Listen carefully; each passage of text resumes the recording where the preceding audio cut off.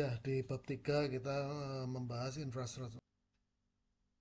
Oke, Customer Facing Technologies. Oke, Introduction to Digital Business. Jadi ada platform, apa itu platform? Eh, jadi kemarin minggu lalu sudah saya tanyakan ya, kita ada cloud computing, kemudian ini kalau di sini ada core computing platforms ya. Jadi platform adalah area kita bekerja ya, area kita bekerja untuk menyimpan, mengedit dan lain-lain itu namanya platform. Bisa berupa sudah given atau kita develop sendiri ya. Kalau given ya kita bisa sewa, kita atau free ya, tergantung ya, atau kita bayar subscribe. Kemudian core computing platform ini hardware-nya itu ada, ya biasalah nggak usah dibahas ya, ada desktop, laptop dan lain-lain ya, customer engage for business operation.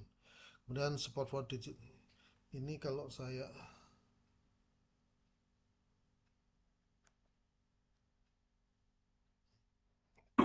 Pak Kur, ya. Pak, apa gak ada Pak, presentasinya Pak di saya? slide-nya nggak berubah, Pak. Oh, nggak berubah ya. Iya,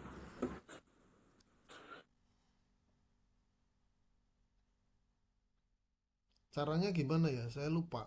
Kalau nggak berubah itu, aduh, tanya Kak Meta dulu ya, bisa nggak, ada yang tanya.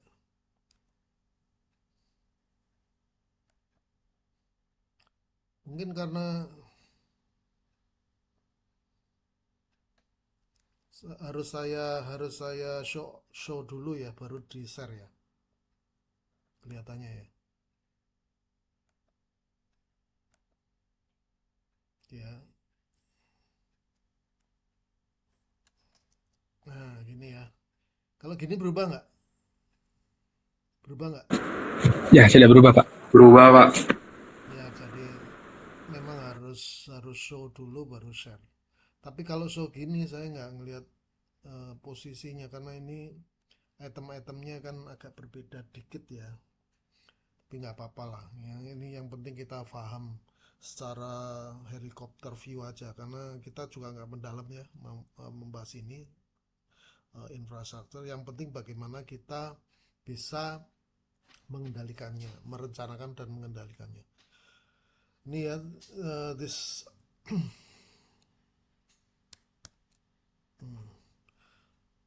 core computing tadi ya. Jadi core computing platform ada ini business operation, kemudian support for digital traditional. Oke, kemudian ada yang mobile ya, ada mobile phone, ada tablet ya. Oke, ini kita nggak perlu exploring other hardware, ini ada hardware ya. Ada AR, ada uh, augmented, ada apa,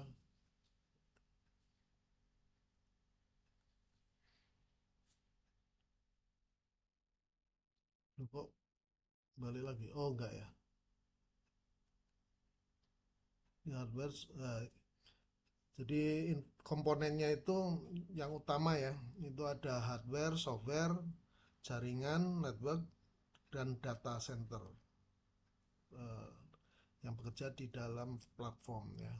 Kemudian eh ini introduction, oke. Usable and value delivery. Ini cepet aja ya, nanti kita diskusi aja. Domain name. Ini gini, ini sudah paham kan ya, domain, URL ya, biasa. Ada yang saya pikir teman Bapak Ibu juga punya ini ya, apa, punya website sendiri ya. Walaupun mungkin nyoba-nyoba ya. Saya dulu sering nyoba tapi terus karena nggak telaten jadi berhenti ya.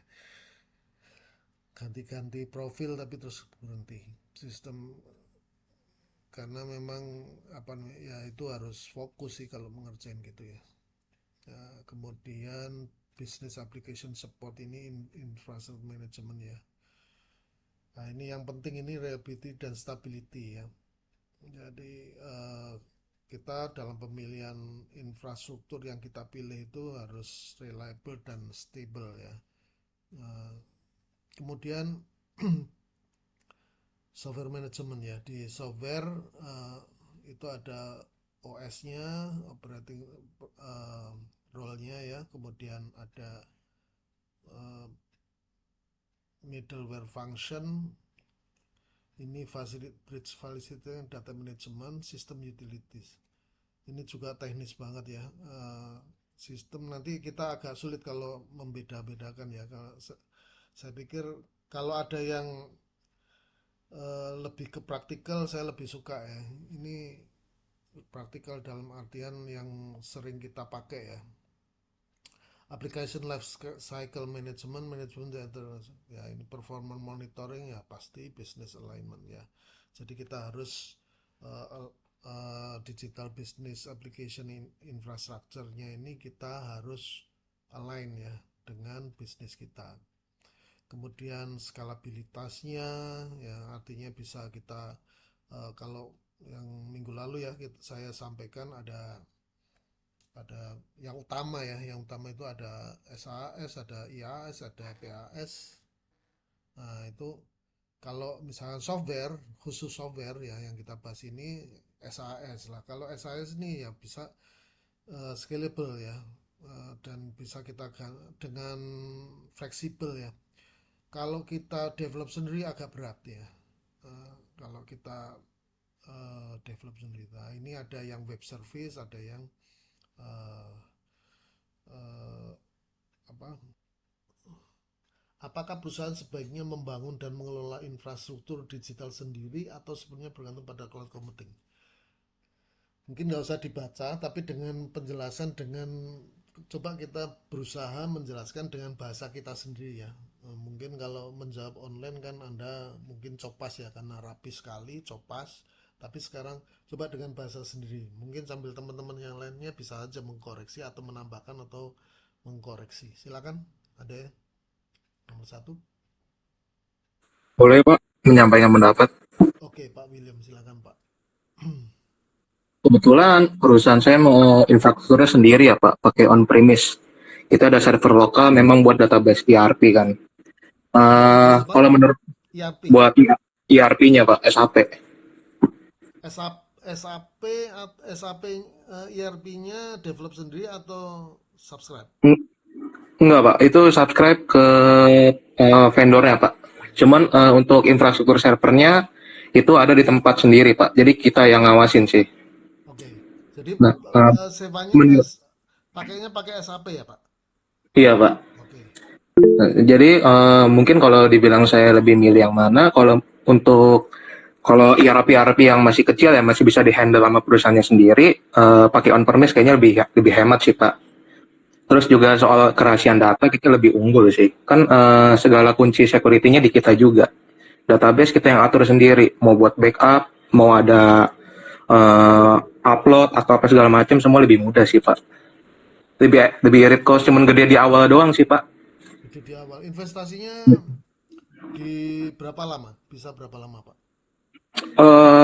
Sebenarnya 3 tahun ya Pak. Tapi saat ini masih berjalan dengan baik sih. Cost-nya berapa besar? Kenapa? Maintenance cost-nya berapa besar?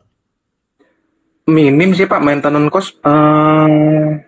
Kalau bakal subscribe-nya aja tuh bisa cuman sekitar 20 sampai 30 sih Pak per tahun. 20 M ya? Enggak sih Pak, nggak sampai N. 20 loh, ini skalanya apa, bisnisnya bisnis sebesar apa sih Pak? Kok sampai develop sendiri? Sebenarnya bukan develop sih Pak. Kita on-premise-nya servernya sendiri, cuman kalau aplikasinya dari luar. Oke, on premise-nya untuk Sendiri. server itu kan nggak boleh mati kan? Ini Iya, 24 jam nggak bisnisnya? 24 Pak. 24 jam. Sebenarnya kita cuman pakainya tuh di jam kerja Pak. Cuman servernya kan harus running terus. Iya, iya, iya. Dan itu kan juga harus ada maintenance cost-nya kan? Iya Pak. Oh, itu jauh lebih murah ya kalau dikomparasi dengan kalau kita Se- bayar subscribe. se- sehitung kasarnya sih iya Pak, lebih irit lah istilahnya. Oke, oke, ya bagus lah. Itu sebesar apa? Boleh tahu Pak, bisnisnya itu top line-nya sebesar apa? Terus kemudian porsi itu berapa persen gitu loh. Sehingga saya bisa Eh, bayangin sih. sebenarnya sih nggak terlalu yang besar banget, Pak. Toh dari jumlah karyawannya juga nggak lebih dari satu sih, Pak. Oh, oke, oke, oke, oke. Nah, kalau Masih bisa saya ke handle. pakai SAP itu kan mahal. Satu satu ini kan berapa Hmm. miliar itu? Kalau SAP Kebetulan ini itu. SAP-nya yang SAP yang Business One, Pak, bukan yang ABAP sih sebenarnya. Oh, Kan SAP banyak versinya. Ini kebetulan yang ya agak masih masuk lah, Pak. oh berarti bukan SAP berarti. Bukan SAP original yang SAP maksudnya Iya, ya. Pak. Ini yang B1-nya, Pak. Oh, Business seperti One-nya. SAP yang itu. Karena kan yang branded kan SAP dan Oracle. Iya, Pak. Branded. Kan agak lumayan tuh, Pak, kalau yang SAP ABAP-nya. Ya, itu yang Yang per SAP modul itu itu. miliaran. Satu user itu miliaran jatuhnya setahun, Pak. Ya, kalau kalau Iya. kalau kita pakai subscribe ya. Cuman kan itu kan untuk platformnya. Padahal yang kita bahas ini kan apa namanya ini eh, servernya ya, hostingnya atau servernya, penyimpanannya, rumah penyimpanannya, Iya, rumah Pak. operasinya. Rumah Ada, operasinya Pak. itu pakai apa namanya? Pakai beli sendiri server atau bayar. Nah, Beli sendiri sih, Pak. biasanya ada dua, Pak. Nggak ada juga yang mungkin di tempat divisi di Pak William yang lain juga pakai ini nggak? Eh, Maaf, divisi Pak. lain. Suaranya putus-putus, Pak. Halo, tes satu dua tiga, tes. Iya, Pak. Kayaknya jaringan saya sih. Bisa jadi punya saya nih, Pak. Kalau malam kayak gini nih, makanya saya juga agak bete nih. Tapi udah terlanjur bayar untuk sekian tahun sih.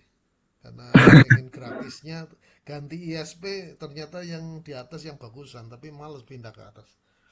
Jadi gini ya, kalau eh, saya tanya nih ke Pak William, ada nggak ya yang ini server tapi yang itu kan untuk ERP-nya server on premise. Tapi kalau untuk yang lain, modul-modul yang lain itu subscribe gitu.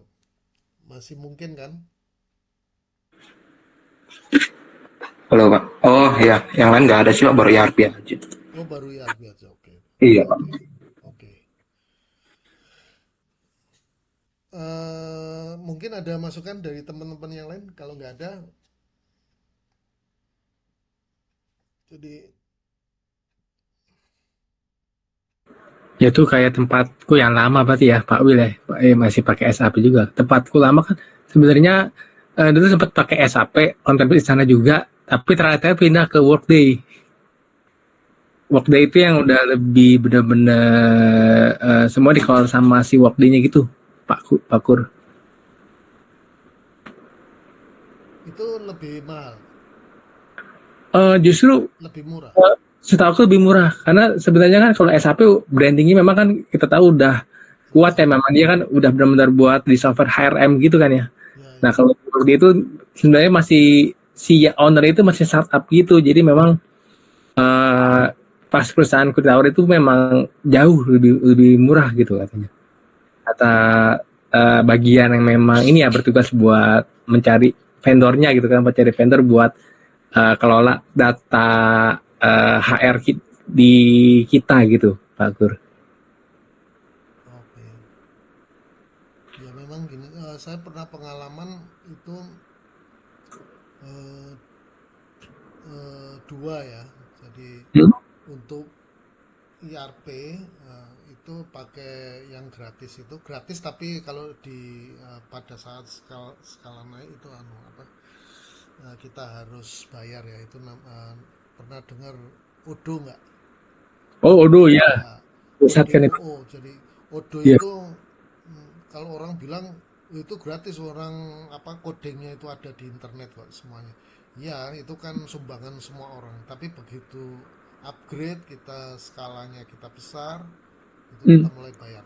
Nah, itu saya pernah pengalaman eh, servernya itu kita harus punya backup banyak, Pak. Kalau begitu kita meningkatkan sudah kita raise ya, kita apa bisnis kita sudah diambang, kita naik, kita beli lagi nggak nyucuk. Jadi terus terpaksa ya udah deh anu apa namanya, terpaksa sewa gitu, karena kalau beli lagi gedein ruangan, gedein anu udah Ya, server nambah gitu ya, Pak ya. server nambah, ruangannya harus dibongkar, digedein. Kan Hmm. itu juga investasi lagi. Jadi terus akhirnya dihitung-hitung, ini makanya waktu itu dulu masih sebagian masih pakai, sebagian enggak. Yang masih kecil-kecil, yang divisi yang masih kecil-kecil masih pakai server sendiri karena masih bisa dipakai ya. Iya. Kemudian yang sudah mulai naik itu bisnis yang gedenya justru cloud gitu. Persis seperti yang saya sampaikan itu, seperti Shopee, Tokped itu kan dia nggak punya sendiri pak, segede itu nggak punya sendiri karena nggak ada isu security data gitu. Kecuali ya security data itu kan tergantung dari kita ya, risk manajemennya ya. Kalau misalkan bisnis kita itu anu apa sih, kalau kita itu tercolong terus kita risikonya itu sampai katastrofik ya, sampai kita ancur ya apa namanya bisnis kita, itu barulah kita harus berpikir ke sana. Tapi kalau masih ada risiko, pasti ada isu-isu leakage ya, bocor data pasti, tapi yang Hmm. sampai kita katastrofik itu biasanya masih manageable ya. Jadi yang Betul. kelas gede-gede itu aja masih mau make gitu. Nah, karena memang yang itu datanya merchant ya. Data dia sendiri juga nggak begitu ini. Saya nggak Hmm. tahu ya kalau data pribadinya si Shopee atau si yang pribadi ya, yang internal itu kemungkinan juga ada on premise-nya mungkin ya. Nah, saya duga ya yang jadi oke. Kemudian yang nomor dua, oke, ada pertanyaan nomor satu, ada komentar lagi? Kalau nggak ada kita ke nomor dua ya. Nomor dua pertanyaannya tuh, apakah net neutrality masih relevan di era dominasi platform digital raksasa seperti Google, Meta, dan TikTok? Masih relevan nggak? Tadi sudah saya singgung-singgung ya. Ada yang lain selain si para ahli ini, Pak Ega sama Pak William, mungkin yang lain? Ini murni masalah manajerial ya. Kalau manajerial gini ya teman-teman, yang lain ya bisa lah ya, karena nggak teknis banget. Kalau tadi terkait ke sebenarnya ke finance nanti ya, investasinya harus kita bandingkan berapa lama tadi, 3 tahun dibandingkan dengan sewa. Nah, itu baru terkait ke managerial, finance management, corporate finance. Tapi kalau yang nomor dua ini lebih kepada strategi ya. Strateginya ini kita gimana ini, kalau yang net neutrality ini strateginya gimana ini, masih relevan nggak prinsip ini?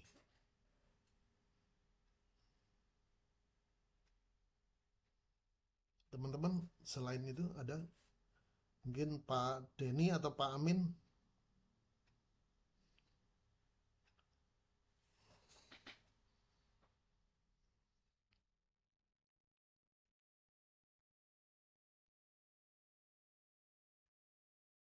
atau yang lain, silakan. Mohon aktif ya teman-teman. Salah nggak apa-apa, orang memang kita baru belajar. Kalau kalau misalkan kalau nggak ada pengalaman di bisnisnya ya nggak apa-apa juga. Di bisnisnya nggak ada orang, mungkin di bisnisnya juga nggak terkait ke ini, tapi kan kita harus menguasai ya, paling nggak wawasannya ya, wawasannya kita harus paham. Ada yang lain? Ada dari selain Pak Ega dan Pak William? Tadi sudah saya sampaikan. Kira-kira masih bisa dipegang nggak itu?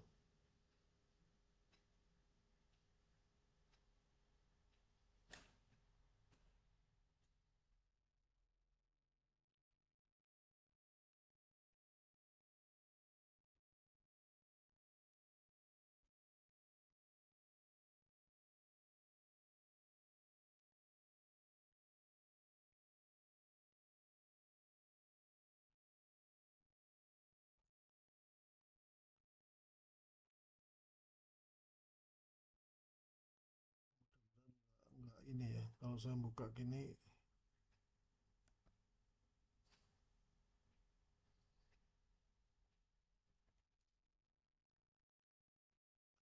ini gimana sih kalau ininya mengecil nutupin gimana sih caranya? Saya- Oh, gini harus harus webnya sendiri ya. Oke. Oke, yang pertama on premise. Pak Ihsan deh, Pak Ihsan. Pak Ihsan ini nggak jawab ya. Ini baru cloud computing bergantung media.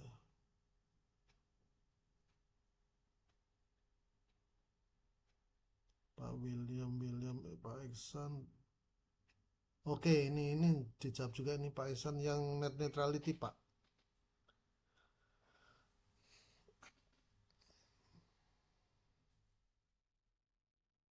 Membunuh pesaing, memprioritaskan layanan sendiri, memeras startup.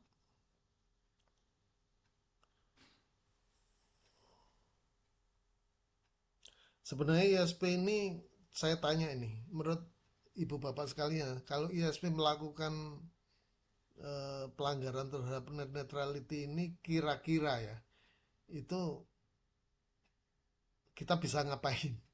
Itu salah nggak?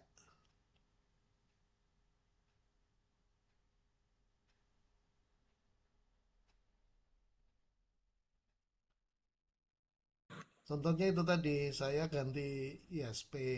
Saya ganti ISP, eh, ya apa namanya, ternyata kok kalau pakai yang ini ada buffering jadi lelet gitu, nge-lag gitu loh. Jadi muter terus baru jalan, kira-kira berapa detik baru jalan. Jadi dibuat lelet gitu. Jadi itu ternyata saya protes, diperbaiki dikit terus balik lagi.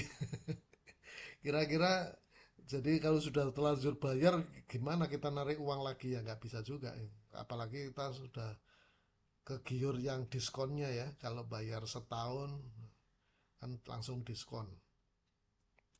Itu saya bayar lebih dari setahun kalau satu, karena kan ada gratisnya jadi 18 bulan kalau nggak salah. Jadi selama 18 bulan ya harus kayak gini nih, lelet gitu. Kayak Zoom gini bisa lelet juga kayak tadi ya. Itu gimana menurut Pak Iksan apa ini? Coba diterangin dong. Pak Iksan mana? Atau sudah kelon ini? Iya Pak, siap Pak. Oh iya. Oh belum ya, kan masih di kantor ya. Iya Pak, di kantor Pak. Atau masih sibuk ya? Enggak sih Pak. Masih. Ini untuk nomor berapa ya Pak? Nomor 2. Nomor 2. Kalau ujiannya tak ulang gitu kira-kira gimana? Tak ulang pertanyaan ini, tak ulang lagi, bisa jawab nggak? Atau cuma satu kelas toh yang saya buat ujiannya kayak gini. Coba jelaskan net neutrality. Apa pendapat Anda bila ada pelanggaran dari ISP? Agak gitu aja sih.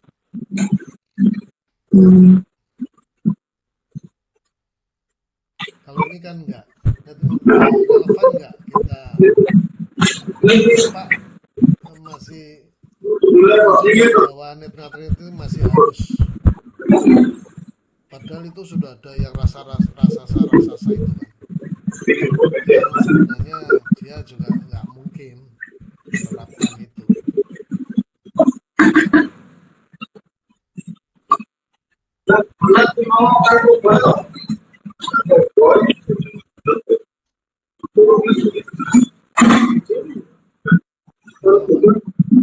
Sebenarnya Pak ini ya jangan dibaca ya. Ya ini saya baca kesimpulannya kita butuh keduanya. Itu maksudnya apa?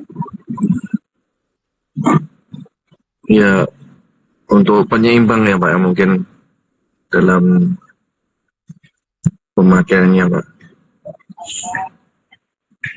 Maksudnya gimana? Maksudnya untuk kita butuh keduanya. Kalau tanpa neutrality itu nanti yang mengatur ISP, setup dan lain-lain kecil yang lainnya akan merasa diperas gitu. Karena tidak ada pengawasannya. Sedangkan kalau tanpa regulasi platform, nanti startup mungkin akan bisa berhasil lolos atau berkembang tanpa ISP atau dilibas oleh pemilik platform sendiri itu, Pak. Jadi sebenarnya sih gini ya, kalau menurut pendapat saya ya memang tetap harus saja, walaupun itu nggak bisa dilawan kalau untuk yang besar-besar ya. Besar-besar nggak bisa dilawan, tapi kalau untuk yang middle low itu ya harus ya, supaya adil ya, supaya juga customer juga nggak walaupun customer bisa milih ya. Iya, Tapi Pak. kan customer ini kan kayak yang saya sampaikan, kalau customernya sudah terperosok ya sulit, apalagi kalau customernya nggak ngerti IT gitu kan. Itu kan apa namanya, ikut aja, sehingga sebenarnya itu dari sisi etis ya, dari sisi etika kita melanggar.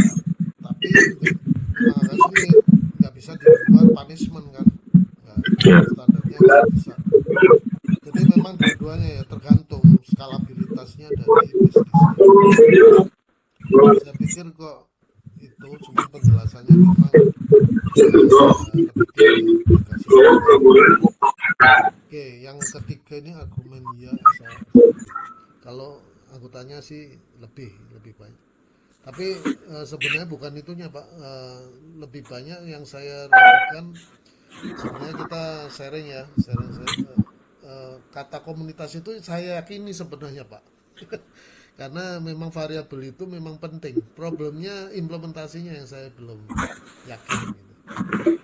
Oke deh, saya pikir cukup ya. Ini sudah jam 9. Terima kasih ya Pak Yonatan ya. Sama-sama, Pak. Pak Jati ini untuk diskusinya. Sama-sama, Mungkin Pak. kita Ya. lanjutkan minggu depan.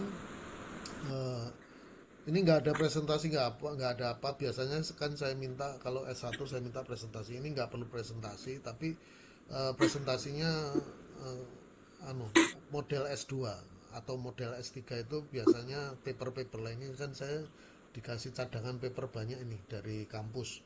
Saya sendiri juga punya, jadi banyak sekali paper yang perlu kita bahas. Ya inilah yang kita menggali nanti. Mungkin minggu depan chapter 5-6 yang terkait, mohon sebelum saya upload juga ini saya tambahkan juga ada upload 2 lagi ya. Sebenarnya yang untuk hari ini ya, yang terkait dengan analisis environment ya, lingkungan digital environment. Tapi mungkin kita bahas minggu depan deh. Mungkin saya pikir dari saya itu terima kasih. Loh, itu ada Pak Kak Vero itu tadi dipanggil-panggil nggak muncul. Oke, sampai ketemu offline ya minggu depan di kampus ya. Selamat malam semuanya. Malam Pak Gur. Malam Pak, terima Pak. kasih Pak. Malam, Pak. Malam Pak, terima kasih. Terima kasih, Pak.